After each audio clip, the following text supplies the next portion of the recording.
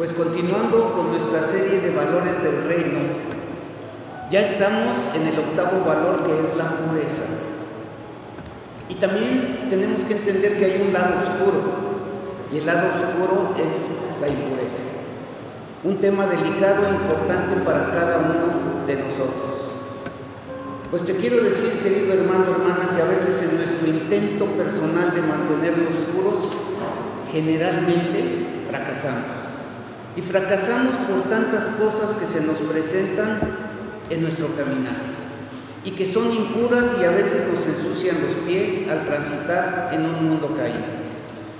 La creación de Dios también nos da lecciones de vida, como el armiño que da su propia vida por no ensuciarse.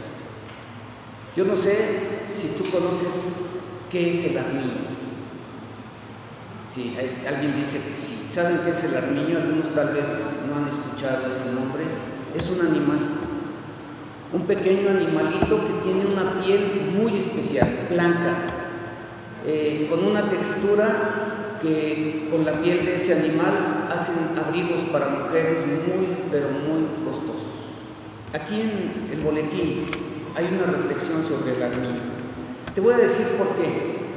Porque el armiño tiene una característica muy especial. El armiño es un animal que no se contamina ni se ensucia con nada. De hecho, te quiero decir que la manera como los cazadores lo atrapan es fácil. En la madriguera, cuando el armiño sale, lo único que hacen es ensucian toda la parte de la entrada de su cueva o de su madriguera. Y el armiño, cuando la ve sucia, no entra. Para él es muy importante mantenerse limpio. Así que prefiere enfrentarse a los perros que ya están al acecho de su vida, y lo que pasa es precisamente eso, que da su vida por mantenerse limpio y puro. Y es un ejemplo para nosotros. Por esa razón, las palabras de nuestro Señor Jesucristo nos ayudan a poder entender esto que yo te quiero decir. Si me acompañas, por favor, a Juan 13, y voy a leer los versículos del 8 al 10. Este pasaje es un pasaje que tú conoces. Está el Señor Jesucristo en el aposento alto con sus discípulos, y el Señor Jesucristo hace algo inusitado. Lo que el Señor Jesucristo hace es que se pone a lavar los pies a los discípulos. Así que dice esta parte de la Biblia, solamente te voy a compartir un pequeño pasaje. Dice: Pedro le dijo: no me lavarás los pies jamás. Jesús le respondió: si no te lavare, no tendrás parte conmigo. Le dijo Simón Pedro: Señor, entonces no solo mis pies, sino también las manos y la cabeza. Jesús le dijo: el que está lavado no necesita sino lavarse los pies, pues está todo limpio, y nosotros limpios estamos. Dice aquí, aunque no todos. ¿Qué pasa? Finalmente, cada uno de nosotros, hermanos, tenemos que entender algo. Estamos en un mundo caído, estamos en un mundo en donde continuamente nos tropezamos con cosas que son impuras, porque estamos en un mundo impuro. Más adelantito, fíjese bien lo que le quiero mostrar de lo que pasó con Pedro. Pedro le dijo al Señor: tú estás limpio. Pero adelantito, ahí en el capítulo 13, versículo 37 y 38, Pedro habla con el Señor y le dice: ¿por qué no te puedo seguir ahora? Mi vida pondré por ti. Jesús le respondió: ¿tu vida pondrás por mí? De cierto te digo que no cantaré el gallo sin que me hayas negado 3 veces. Más adelante, si usted sigue leyendo hasta el capítulo 18, se va a encontrar con que suceden muchas cosas. El Señor Jesucristo anuncia que Judas lo iba a traicionar, anuncia lo que le iba a pasar más adelante. Salen a un lugar, a un jardín, el jardín de Getsemaní, en donde, ¿qué pasó? Hubo un trayecto. Pedro salió del aposento alto donde el Señor Jesucristo le había lavado los pies, estaba limpio. Pero ¿qué pasó? Salió de ese lugar y en el camino se contaminó. ¿Sabe qué fue lo que hizo Pedro cuando llegaron a apresar al Señor Jesucristo? Sacó su espada y le cortó la oreja a un hombre de los romanos, a Malco. ¿Y sabe qué hizo el Señor Jesucristo? Se la volvió a pegar. ¿Te das cuenta lo que sucede en nuestras vidas? Yo te preguntaría, querido hermano, hermana, ¿cuántos somos como Pedro? ¿Cuántos nosotros prometemos que le vamos a seguir? ¿Cuántos de nosotros prometemos que vamos a dar nuestra vida por Él porque Él es lo más importante en nuestras vidas? Y cuando salimos y caminamos en este mundo caído, comenzamos a negar. Por eso es importante tratar de entender lo que significa la virtud de la pureza. La pureza como virtud se refiere a la calidad de ser puro o libre de contaminación o impurezas. Si usted observa ahí, hay dos vasos, un vaso con agua pura, pero el otro vaso es con agua contaminada. Pues eso es lo que pasa a lo largo de nuestras vidas. A veces nosotros, el Señor nos limpió, dio su vida por nosotros, murió y derramó su sangre para que nuestros pecados, que eran como la grana, se convirtieran en blancos como la nieve. Pero estamos en un mundo caído y seguimos adelante contaminándonos. En el contexto de las virtudes morales, la pureza se relaciona con la integridad, se relaciona con la sinceridad y la rectitud en el pensamiento, las acciones, pero también en tus intenciones. La pureza como virtud implica mantenerse libre de malas intenciones, engaños, corrupción y deseos egoístas. Se trata de vivir de acuerdo con los principios establecidos por Dios y mantener una conducta honesta y una conducta honorable. El creyente genuino está limpio, queridos hermanos. Lo único que necesita es lavarse los pies. La Biblia define la pureza desde diferentes perspectivas y contextos. La primera, la pureza moral. La pureza moral se refiere a vivir en obediencia a los mandamientos y principios divinos y abstenerse de comportamientos pecaminosos. Esa es la pureza moral. Después viene otra pureza, la pureza espiritual. La pureza espiritual se refiere a mantener una relación íntima y sin mancha delante de Dios. La tercera pureza es la pureza en el pensamiento. Lo vimos la semana pasada. Nuestros pensamientos tienen que ser bien administrados. Veíamos la semana pasada el pasaje de Filipenses 4:8, en donde yo les decía, hay varios filtros que debemos de empezar a utilizar. El primero de ellos, les dije, versículos 6 al 8, la oración. La Biblia dice, por nada estés afanoso, sino sean conocidas tus peticiones delante de Dios con toda oración y ruego y con acción de gracias. Y la paz, que sobrepasa todo entendimiento, guardará tus pensamientos y tu corazón en Cristo Jesús. ¿Cuál es el segundo filtro que nosotros debemos utilizar? El filtro de lo que es verdadero. Piensa si realmente lo que vas a hacer, lo que estás pensando es verdadero. Piensa si es honesto, si es justo, si es puro, si es amable, si es de buen nombre, o sea, si tiene buena reputación. Y si hay algún valor, y si hay rectitud alguna, si algo digno de alabanza o elogio, dice la palabra de Dios, entonces en eso piensa. Y 4, la pureza en el amor. La pureza en el amor se refiere a amar a los demás de manera sincera y de manera desinteresada. Acompáñame, por favor, a 1 de Timoteo 1:5. Primera carta a Timoteo, capítulo 1, versículo 5.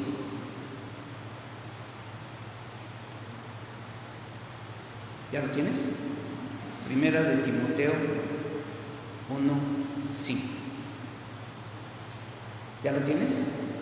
Muy bien. Dice así este pasaje: pues el propósito de este mandamiento es el amor nacido de corazón limpio y buena conciencia y de fe no fingida. ¿Qué dice? ¿Cuál mandamiento? Amarse los unos a los otros. Pero dice que ese amor, queridos hermanos, debe de nacer de un corazón limpio, de un corazón puro y de buena conciencia. Pregúntate qué hay en tu mente, qué hay en tus pensamientos. Y también dice que de una fe sin hipocresías, para que el amor que realmente tú profesas o dices profesar sea ese amor puro que nace de un corazón limpio.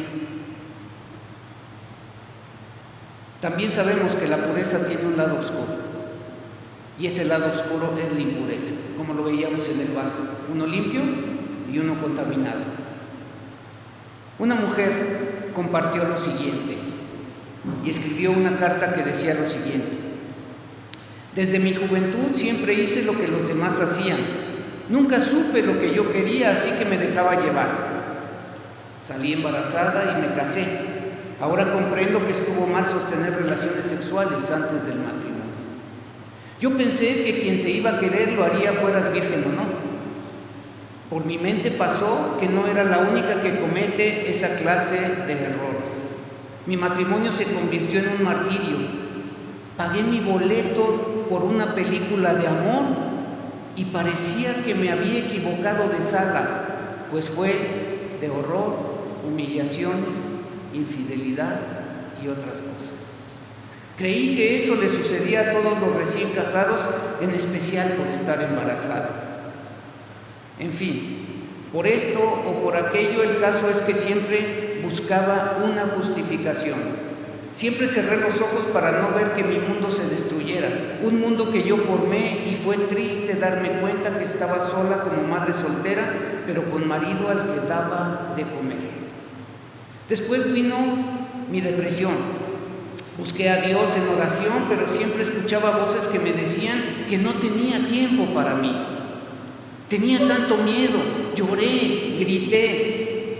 En el espejo miraba mi rostro desfigurado y un marido que me decía que ya no le cumplía como mujer, que no lavaba la ropa, que no tenía lista la comida. Me siento incomprendida y hasta hoy finjo frente a mis padres ser feliz por no defraudarlos más.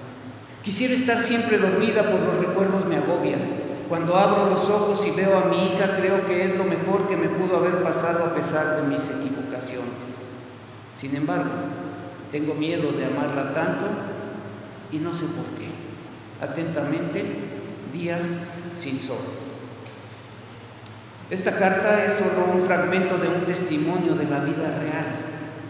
Sin embargo, queridos hermanos, refleja las terribles consecuencias de la inmoralidad sexual. La Biblia no solo nos advierte, sino que también nos instruye. Ahora sí, acompáñame a Tito 1:15, es el pasaje que leyó mi esposa al principio. Tito 1:15, está adelantito de 2 de Timoteo, es la siguiente carta.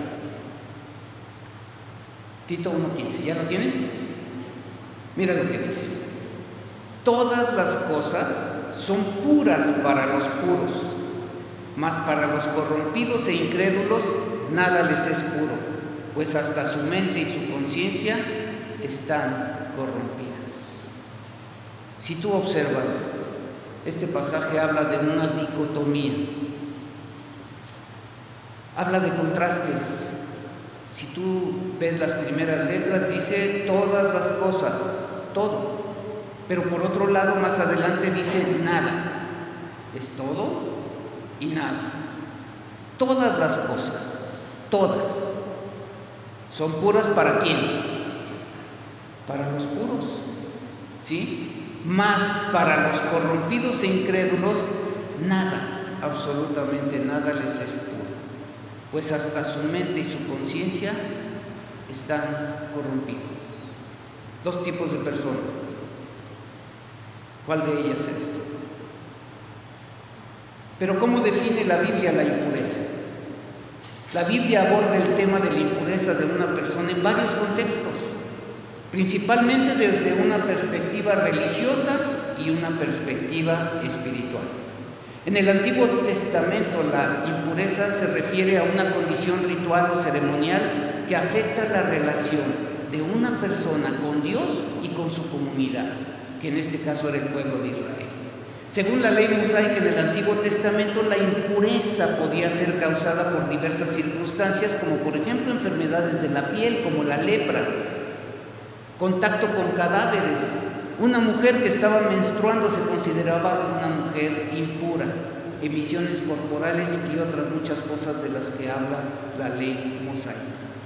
Estas impurezas requerían rituales de purificación específicos para que la persona pudiera ser considerada pura y pudiera participar en las actividades o en los ritos religiosos que había establecido Moisés en su ley. Además de las impurezas rituales, la Biblia también menciona la impureza moral y la impureza espiritual. En el Nuevo Testamento Jesús habla sobre la impureza del corazón y enfatiza que no solo las acciones externas, sino también los pensamientos y las intenciones internas pueden contaminar a una persona. Acompáñame por favor a Mateo 15:18. Vamos a ver las palabras que el Señor Jesucristo habló acerca de lo que es la pureza. Mateo 15 del 18 al 20. Cuando lo tengas me dices amén, por favor. Mateo 15, 18 al 20. Dice la palabra de Dios: pero lo que sale de la boca, del corazón sale, y esto contamina al hombre, porque del corazón, algo interno, salen los malos pensamientos, los homicidios, los adulterios, las fornicaciones, los hurtos, los falsos testimonios, las blasfemias. Estas cosas son las que contaminan al hombre, pero el comer con las manos sin lavar no contamina al hombre. ¿Qué dice este pasaje? Lo primero es que dice que lo que sale de tu boca sale de tu corazón. La pregunta es, ¿por qué sale de tu corazón? ¿Cómo llegó ahí? Es algo interno, pero es algo que tú metiste. ¿Qué sale del corazón? El Señor habla de cosas terribles como el homicidio, los adulterios y las fornicaciones, los hurtos, los falsos testimonios, las blasfemias. ¿Por qué para algunas personas les es muy fácil matar? Mira, te voy a decir algo, espero que no te ofendas, pero ¿cuántas horas pasas viendo series de Netflix o de cualquier otro de esos que hay ahí? Lo que tú ves ahí realmente es lo que estás metiendo en tu mente, en tu corazón. ¿Qué pasa? ¿Por qué la gente adultera? ¿Por qué la gente roba?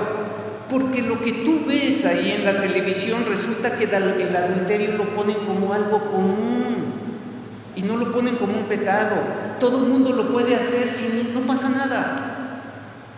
Hasta los mismos jóvenes, los padres permisivos, dejan a sus jóvenes que se vayan con el novio y si tuvieron relaciones sexuales no les importa.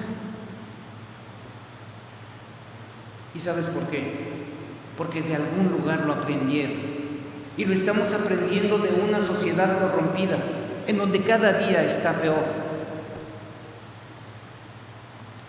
Hoy por hoy, con la ideología de género, nos dicen que tenemos que respetar todo lo que nuestros hijos digan o hagan. Y si ellos quieren ser homosexuales, los tenemos que dejar, y si no, te pueden meter a la cárcel.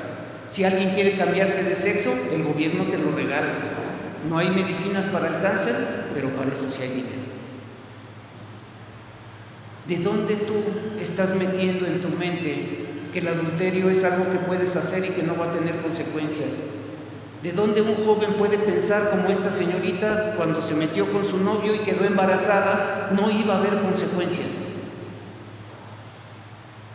Cada uno de nosotros tenemos que entender que eso es lo que contamina al hombre. El Señor Jesucristo dijo en el versículo 20, estas cosas son las que contaminan al hombre, no el comer con las manos sucias. En este sentido, queridos hermanos, la impureza, según la Biblia, no se limita solo a las acciones externas, sino que también se centra en el estado del corazón, las motivaciones internas que tú traes dentro. Después viene la impureza moral. Se refiere a actitudes y comportamientos contrarios a los mandamientos y principios divinos, como la mentira.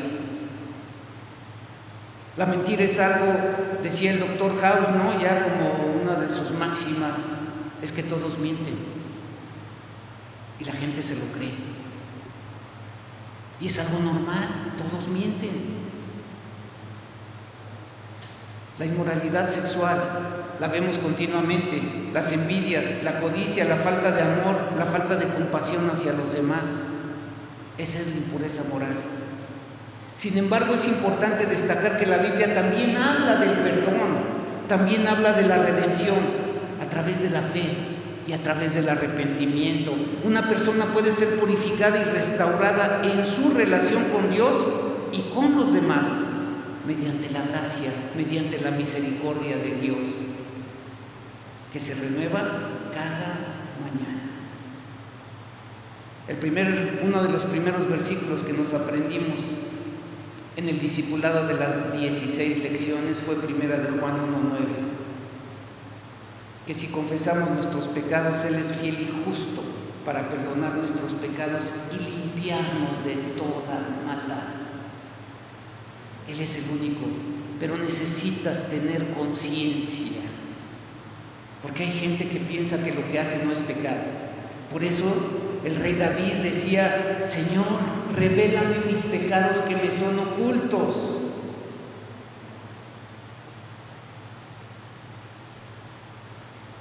La Biblia presenta 3 ejemplos de hombres de Dios, quiero decirte, hombres de Dios, que fueron víctimas de la impureza. Cada uno de ellos tenía virtudes y tenía habilidades especiales, y eso los hacía hombres fuera de lo común. Pero te quiero decir algo, cuidado, porque si ellos cayeron, nosotros también podemos caer. Y el primero fue David, un hombre conforme al corazón de Dios. Esa era su virtud, un hombre conforme al corazón de Dios. ¿Qué pasó con el rey David? 2 capítulos, 2 de Samuel, capítulo 11 hasta el 12:25, relatan lo que pasó con David. Dios le había dado ya el reino, Saúl ya había muerto, los reyes salían a la guerra, era una conquista continua, pero él estaba en el momento equivocado y en el lugar equivocado. Resulta que el rey David, dice la palabra de Dios, que se levantó al caer la tarde. ¿Sí? ¿A qué hora? ¿5 de la tarde? ¿6 de la tarde? A esa hora se levantó. ¿Y qué hizo? Salió al terrado, a la terraza del palacio, y sin hacer nada comenzó a observar. Y sabes, cuando estaba yo meditando en este pasaje de lo que les iba a decir, ahí viene el primer dardo de Satanás. ¿Qué le puso? Le puso binoculares, porque resulta que desde el terrado vio a una mujer que se estaba bañando. Yo no creo que estaba allá junto al palacio, debió de haber estado bastante lejos. Pues ahí Satanás le puso binoculares y la vio, y vio que era una mujer hermosa y le gustó mucho. Y todavía fue y mandó preguntar quién era esa mujer. ¿Y qué le dijeron? Es la hija de Eliam. ¿Sabe quién era Eliam? Uno de los 30 de David. Pero también le dijeron: es la mujer de Urías Eteo, casada. ¿Y no es verdad que a veces el poder envanece? Él dijo: no importa, tráiganla. Y la llevaron con él y tuvo relaciones sexuales con él. ¿Qué pasó? Adulterio, lujuria, lascivia. Todo eso pasó por la mente del rey David. ¿Qué pasó después, hermanos? ¿Cómo Dios trabaja? Simple, quedó embarazada. Fíjate bien, cómo es ese proceso. Y ella le manda a decir: estoy encinta. ¿Y sabe qué hace David? Manda a traer al marido y le dice: ve, lava tus pies y descansa. ¿Y saben qué hizo Urías Eteo? Se quedó afuera del palacio, no fue a su casa. Y al otro día le dicen: Urías Eteo está allá afuera. Y le dijo: ¿qué estás haciendo aquí? Si te mandé que te fueras a tu casa. Y un hombre íntegro le dijo: ¿pero cómo? El arca del pacto está bajo tiendas. ¿Y yo? Y mis compañeros están en la guerra. ¿Y yo? voy a ir a mi casa y voy a dormir con mi mujer y voy a descansar cuando ellos están en plena guerra. ¿Y sabe qué hizo David? Lo emborrachó. Y después de que lo emborrachó, le dio una carta que sería su sentencia de muerte. La carta decía: poned a Urías al frente de lo más recio de la batalla y retiraos de él para que sea herido y muera. Asesinato, homicidio. ¿De dónde salió? De su corazón. Después podemos ver el cinismo de David. Realmente ya había perdido completamente el piso. Le avisan que Urías Eteo había muerto, y ¿sabe qué le dice al mensajero? Y David le dijo al mensajero: así dirás a Joab, no tengas pesar por esto, porque la espada consume ora uno, ora otro. Refuerza tu ataque contra la ciudad hasta que la rindas, y tú aliéntate. ¡Qué cinismo! Terrible. Después dice que la mujer de Urías Eteo oyó que su esposo había muerto y guardó luto. Y terminando el luto, ¿saben qué hizo David? Se la llevó al palacio. Y esa mujer le dio un hijo, el que llevaba en el vientre. Pero dice la palabra de Dios que esto que David había hecho fue desagradable ante los ojos de Jehová. Y entonces viene la justicia divina. Dios manda al profeta Natán, y el profeta Natán le comparte una pequeña historia a David. Le dijo: había dos hombres, uno muy rico que tenía vacas y corderos, y otro que era pobre y solamente tenía una corderita. Y esa corderita era como parte de la familia, la tenía aquí en su pecho, comía con ellos en su mesa y era como de la familia. Y un día el hombre rico recibió una visita, y ese hombre rico tomó la corderita que tenía el hombre pobre y se la cocinó para poder agradar a la visita, porque él no quiso tomar de los corderos y de las vacas que tenía. Dice la palabra de Dios que David comenzó a enfurecerse y le dijo, fíjense lo que le dijo, dice: entonces se encendió el furor de David en gran manera contra aquel hombre y dijo a Natán: vive Jehová, que el que tal hizo es digno de muerte y debe pagar la cordera con 4 tantos, porque hizo tal cosa y no tuvo misericordia. Su propio juicio lo delató. Entonces Natán le dijo a David: tú eres aquel hombre. Y le dijo: así ha dicho Jehová, Dios de Israel: yo te ungí por rey sobre Israel y te libré de la mano de Saúl, y te di la casa de tu Señor y las mujeres de tu Señor en tu seno. Además te di la casa de Israel y de Judá, y si eso fuera poco, te habría añadido mucho más. ¿Por qué pues tuviste en poco la palabra de Jehová, haciendo lo malo delante de sus ojos? A Urías Eteo heriste a espada y tomaste por mujer su mujer, y a él lo mataste con la espada de los hijos de Amón, por lo cual viene la sentencia de Dios. Ahora no se apartará jamás de tu casa la espada, por cuanto me menospreciaste y tomaste la mujer de Urías Eteo para que fuese tu mujer. Así ha dicho Jehová: yo haré levantar el mal sobre ti, sobre tu misma casa, y tomaré a tus mujeres delante de tus ojos y las daré a tu prójimo, el cual yacerá con tus mujeres a la vista del sol, porque tú lo hiciste en secreto, mas yo lo haré delante de todo Israel a pleno sol. Entonces dijo David a Natán, llegó la conciencia, volvió en sí: pequé contra Jehová. Por eso David es conforme al corazón de Dios. Y Natán dijo a David: también Jehová ha remitido tu pecado, no morirás. Mas por cuanto con este asunto hiciste blasfemar a los enemigos de Jehová, el hijo que te ha nacido ciertamente morirá. Y Natán se volvió a su casa. ¿Qué pasó después? Él estuvo en ayuno por creo que 7 días, no comía, estaba tirado en el suelo orando, ¿sí? Y todos preocupados porque él no comía. Después muere el niño y él se levanta y come y sorprende. Pero finalmente, después de que el niño muere, dice que consoló David a Betsabé, su mujer, y llegándose a ella durmió con ella, y ella le dio a luz un hijo y llamó su nombre Salomón, al cual amó Dios.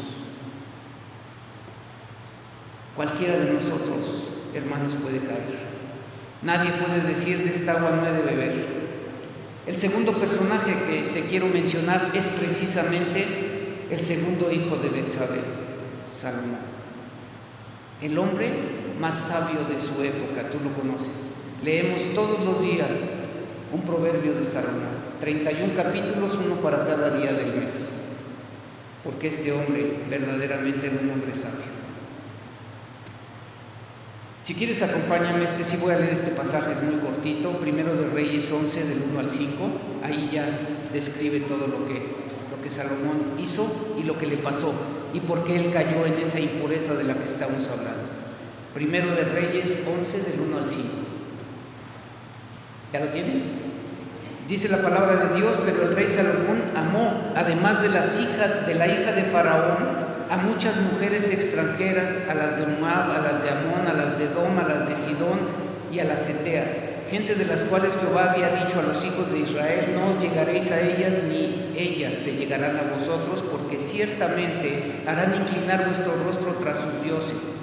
A estas pues se juntó Salomón con amor y tuvo 700 mujeres reinas y 300 concubinas, y sus mujeres desviaron su corazón, y cuando Salomón era ya viejo, sus mujeres inclinaron su corazón tras dioses ajenos, y su corazón, vea lo que dice la palabra de Dios, no era perfecto con Jehová su Dios como el corazón de su padre David, porque Salomón siguió a Astoret, diosa de los sidonios, y a Milcom, ídolo abominable de los amonitas. El hombre más sabio de su época cayó por impureza sexual. David cayó por impureza sexual. Salomón igual. Tercer personaje, también lo conoces, has escuchado muchas historias y visto películas, caricaturas y demás. Sansón, el hombre más fuerte de su época. Dos pasajes que describen en resumen lo que fue Sansón. Jueces 16:1. Jueces 16:1. Si quieres se lo leo para que no lo busques, muy cortito. Dice: fue Sansón a Gaza y vio allí a una mujer ramera y se llegó a ella. Y recuerden que Sansón era juez de Israel.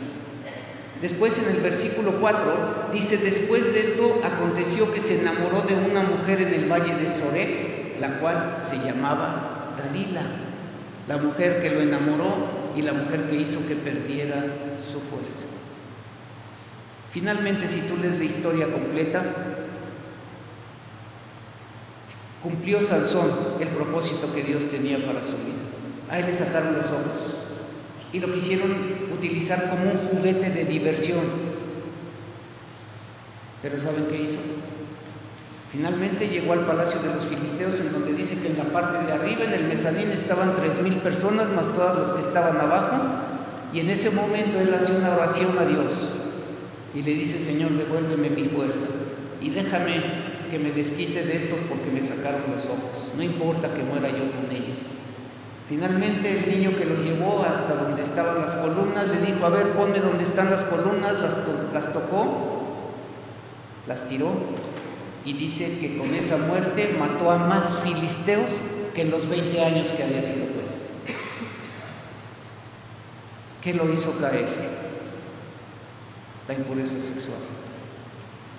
Por eso en el libro de Proverbios, en el capítulo 5, se narran las devastadoras consecuencias de la inmoralidad sexual por el comportamiento de una mujer, la mujer adúltera, la mujer extraña, y describe cuáles son esos secretos para poder conquistar. Déjame. Eso ya lo había pasado aquí. Ahí, le puse como título La seducción del pecado. ¿Cuáles son los pasos de la caída? Mira, el primero, atracción. La palabra de Dios dice: no codicies su hermosura en tu corazón y ella te prenda con sus ojos. ¿Qué pasó con David? La miró, la codició. Sí, Martín Lutero decía que la belleza femenina es el cementerio de los ministerios. Poner nuestros ojos en quienes no debemos nos puede conducir a hacer lo que no esperamos. Número 2, el enamoramiento. Dice Proverbios 5:3: porque los labios de la mujer extraña destilan miel. Según el diccionario, enamorar se define como el arte de encantar o cautivar a otra persona por medio de las palabras, atenciones y obsequios. Algunas personas son víctimas del síndrome de Don Juan. Ven una mujer y rápidamente se enamoran de ella. Número 3, el contacto físico. Se asió de él y le besó. Proverbios 7:13. Una característica natural de nuestro cuerpo es responder a los estímulos que recibe, ya sea por medio de una caricia o de un beso. A mayor efusividad, mayor placer.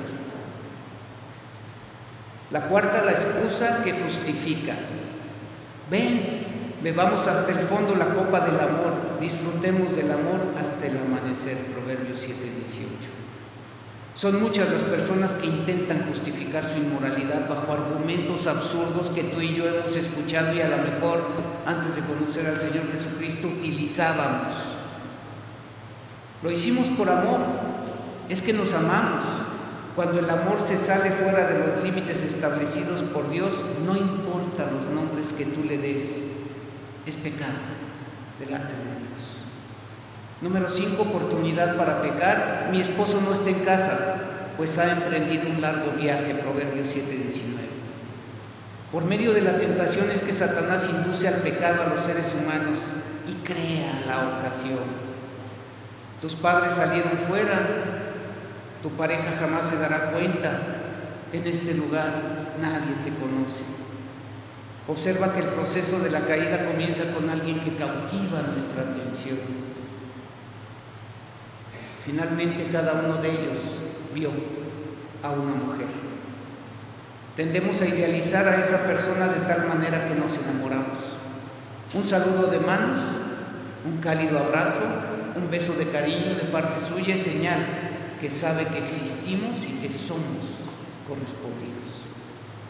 En este punto, la conciencia nos grita a gran voz que paremos, que es algo que está prohibido. Si David hubiera tenido conciencia cuando él escuchó es la mujer de Urías Eteo, se hubiera detenido, pero no se detuvo.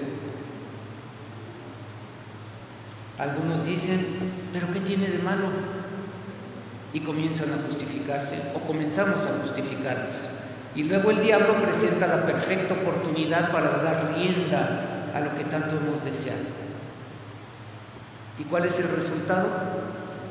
Un dolor, queridos hermanos, inesperado. Dice Proverbios 7:21 en la Nueva Versión Internacional, dice: con palabras persuasivas lo convenció, con lisonjas de sus labios lo sedujo, y él enseguida fue tras ella como el buey que va camino al matadero, como el ciervo que cae en la trampa hasta que una flecha le abre las entrañas, como el ave que se lanza a la red sin saber que en ello le va la vida. Lo que empezó de manera inocente fue creciendo y salió de control hasta el punto que nos conduce al lugar que no esperábamos llegar y a la situación que no queríamos estar. La flecha que abre las entrañas es aquella que le recuerda a algunos que perdieron su virginidad por un momento de pasión, que su matrimonio y familia están destrozados, que un hijo no deseado viene en camino, que ministerios poderosos terminaron. Pero hay por otro lado conductas que presenta la palabra de Dios que son dignas de verdad de imitar. Y una de ellas, ustedes la conocen, es José. el soñador, al que vendieron sus hermanos a los ismaelitas, que lo compra Potifar, llega ahí a su casa y dice que Dios siempre estaba con él. Potifar le deja toda la administración de su casa, pero la mujer de Potifar comienza a acosarlo porque él era un hombre muy guapo y muy inteligente. Entonces no sabemos qué era lo que le atraía, si lo guapo o lo inteligente. Y continuamente le decía: duerme conmigo. ¿Y cuál era la respuesta de José? Él dijo: no hay otro mayor que yo en esta casa, y ninguna cosa me ha reservado sino a ti, por cuanto tú eres su mujer. Y después el mismo José se hace una pregunta: ¿cómo pues haría yo este grande mal y pecaría contra Dios? Esa es pureza de corazón. ¿Qué salió de su boca? La pureza que tenía dentro. José, un ejemplo de pureza sexual. Miren, déjenme rápidamente en algunos puntos que quiero tocar contigo. ¿Por qué es una conducta digna de imitar? Número 1, atracción. Y era José de hermoso semblante y bella presencia. Atraía a la mujer de Potifar. 2, enamoramiento. Aconteció después de esto que la mujer de su amo puso los ojos en José y dijo: duerme conmigo. 3, excusa que justifica, hablando ella a José cada día. 4, oportunidad para pecar. Aconteció que entró en un día en casa para hacer su oficio y no había nadie de los que trabajaban ahí o de los de la casa. ¿Qué pasó después? Contacto físico. Ella dice aquí que lo asió por su ropa diciendo: duerme conmigo. Pero podemos ver ahora cómo triunfar en contra de la tentación. ¿Qué hacer cuando es más fuerte? Pues pone en práctica los siguientes consejos. Número 1, estar consciente de que la edad no es un impedimento para pecar. José tenía aproximadamente unos 17 años. No importa la edad que tengas, tú puedes caer en impureza. Número 2, la belleza física puede representar un severo problema. Para José fue un problema el ser guapo. Y hay muchas mujeres o muchos varones que son guapos, hermosas, y que a veces eso representa un problema para su vida. Por eso tenemos que preguntarnos en quién nos fijamos y ante quién está su mirada en nosotros, a quién atraemos. Por eso yo les he dicho a muchas mujercitas: tienes que pensar a quién atraes y tienes que pensar qué clase de persona es la que tú estás atrayendo. Por eso una de las cosas importantes, queridas hermanas, es su forma de vestir. La Biblia dice que la mujer debe vestirse con castidad. 3, cierra los oídos ante las propuestas indecorosas. Dice que José no le escuchaba, hacía oídos sordos. 4, recuerda quién eres y a quién sirves. No como David, que se le olvidó quién era él, quién lo había puesto como rey. Se le olvidó Dios, se le olvidó sus esposas que tenía, se le olvidó Urías Eteo. Pero tú tienes que recordar quién es tu Dios y a quién sirves. Y número 5, evita los lugares solos o apartados, especialmente si estás con alguien del sexo opuesto. La mujer de Potifar planeó la ocasión para estar a solas con José, pero José no cayó ante sus posibles encantos. 6, nunca olvides que Dios te observa desde los cielos aun cuando nadie te ve en la tierra. Hay personas que piensan que porque nadie los vio ya la libraron. Están totalmente equivocados. Dios te mira y te mira continuamente. Y número 7, huye de la tentación. Pablo le decía a su discípulo Timoteo: huye de la tentación. En resumen, queridos hermanos, la pureza, según la Biblia, abarca la pureza moral, la pureza espiritual, en el pensamiento y en el amor. Implica vivir en obediencia a los mandamientos divinos, tener una relación sin mancha con Dios, pensar cosas puras y amar a los demás de manera sincera. La pureza es una virtud que se debe buscar y cultivar a través de la gracia de Dios y por el esfuerzo personal que se dirige hacia su voluntad. La pureza moral de un cristiano implica vivir en obediencia a los mandamientos de Dios, cultivando virtudes y rechazando el pecado.